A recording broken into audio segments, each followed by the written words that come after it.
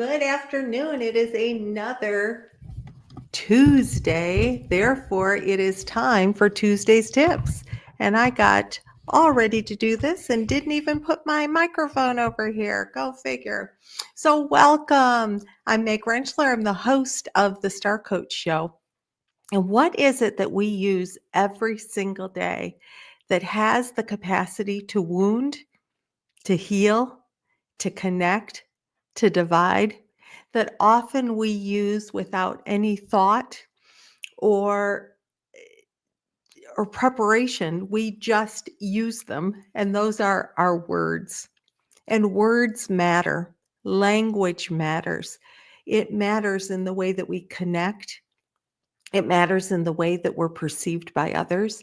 It matters in being able to clearly communicate those things that are important to us, those things that are weighing on us, those things that matter to us that other people hear and understand. Now, as a coach instructor and a mentor coach, I work with coaches all the time to be aware of the power of our language. The words that we choose to use matter. So, what I want to do today in Tuesday's tips is just to give a few tips, a few things to think about when it comes to the language you use, the way that you connect with others. And I'll probably be focusing primarily in a coaching conversation, but I will say to you that whether you're talking to your child, your spouse, a coworker, these things matter, and the words that we use matter. So, the first tip that I want to lean into right now is that we want to be intentional about the words that we choose.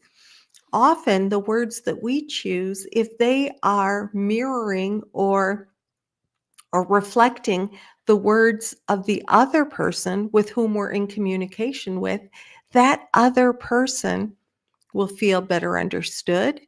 They will, their words that they're using, when you explore those with them, they help them reconnect to where they are coming from within their thought patterns. It helps them explore and better understand even themselves. So when we, even in if we're having a disagreement, rather than, owning, I disagree rather than you're wrong. I have a difference of opinion versus, that whole concept of somebody else has to be wrong and I have to be right.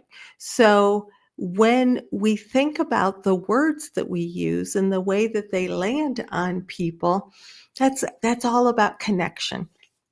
Now, this week in the Star Coach Show, we have a new show that goes live every Wednesday.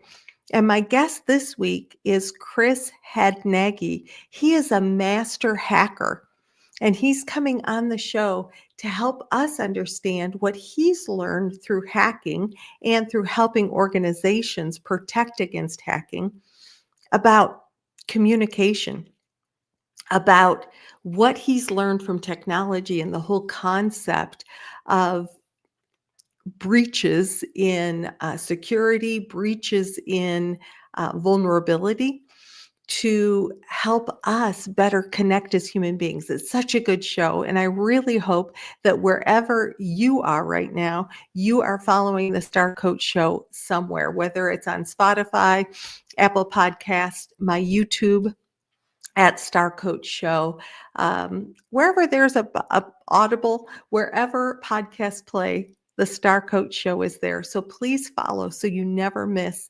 a moment of what we're offering with great people like Chris Hadnagy.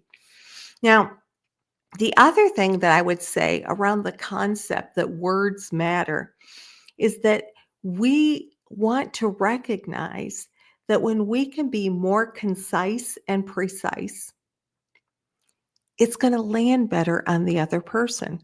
So what I say to the coaches that I work with is less is more. Let's ask concise, brief questions that primarily allow the client, the other person, to go deep, to explore. That the longer and the more convoluted our questions are, usually they interfere with clarity rather than helping the other person get to clarity. So a tip that I take from my mentor coach, who is the delightful Ann Fogelin, is, when you're engaging with somebody and really curious and open about what they're sharing, give yourself at least 3 heartbeats from the time that they end till you engage. Now, what that also helps you do is think through, what is it that I want to ask? Or how do I want to respond to this particular thing? Rather than a knee jerk reaction, taking your time, being thoughtful about it. When we are careful about the language that we use, it is very likely to be better received on the other side. Now, there's some other tips and tricks that we can use that are, once again, thoughtful and intentional. Things like bridge words or verbal softeners. A bridge word might be something such as using the word and instead of the word but.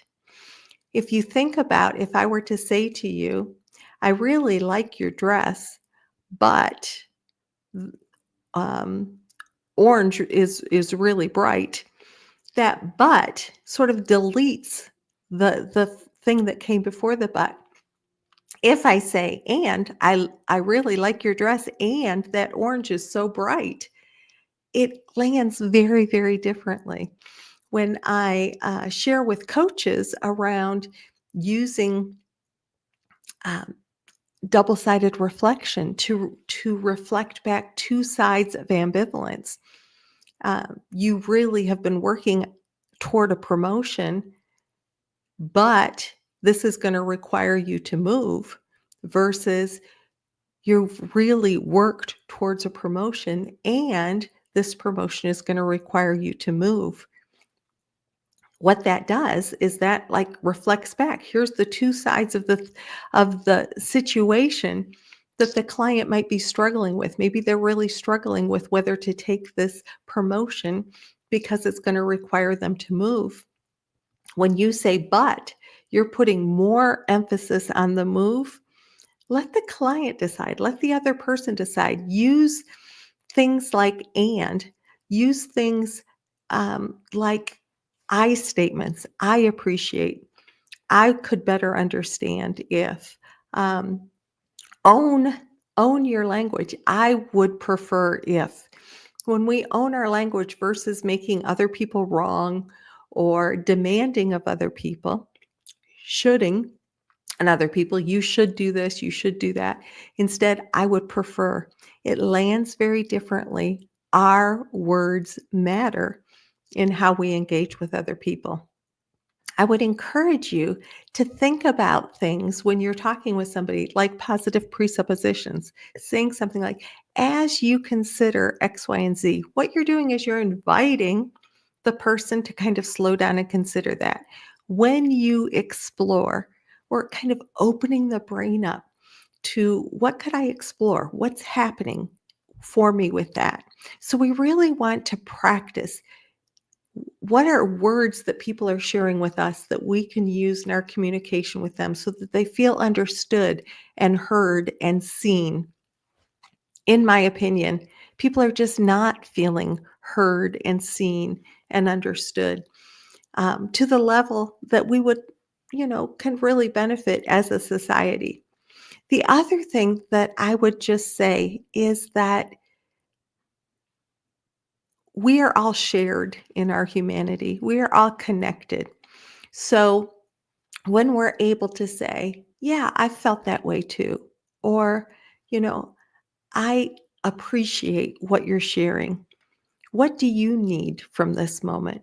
What what's happening for you now? Like, being able to be open and explore what our colleagues are going through, what our friends, our peers, When we can really create that authentic connection, I think people will feel less isolated.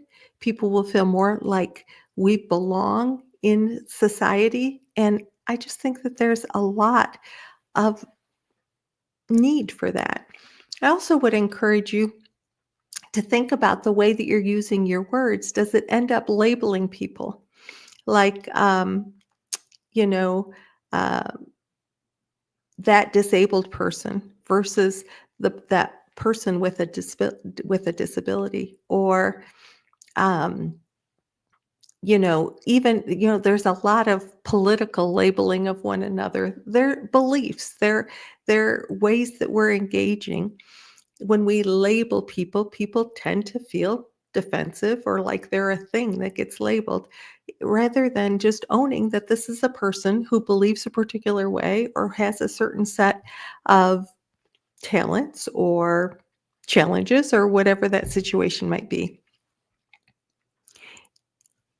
The reason I really wanted to talk about words today is that it's something that we all have control over, how we are going to use our words. And so, if we can remember that words evoke feelings, words reflect things that we value, our identity, often our environment, our experiences. So, words help us better understand one another if we stay curious about that. And words are powerful. Words shape our reality. When we own the power of that and make a determination about how we want to be seen, interpreted, heard, then hopefully we'll be very careful about the words that we choose. Understanding that communication is a key thing to connect us. Now, obviously, we communicate beyond words. We communicate with our eyes, we communicate with the nonverbals, with our body language. There are many, many ways that we communicate. And when we use the spoken word to communicate, let's just be intentional about the words that we use with that, whether we're a coach, whether we're a parent, whether we're a community leader. All of us are part of this human race. Let's connect with one another. Let's use words respectfully and with curiosity so that we can learn about each other.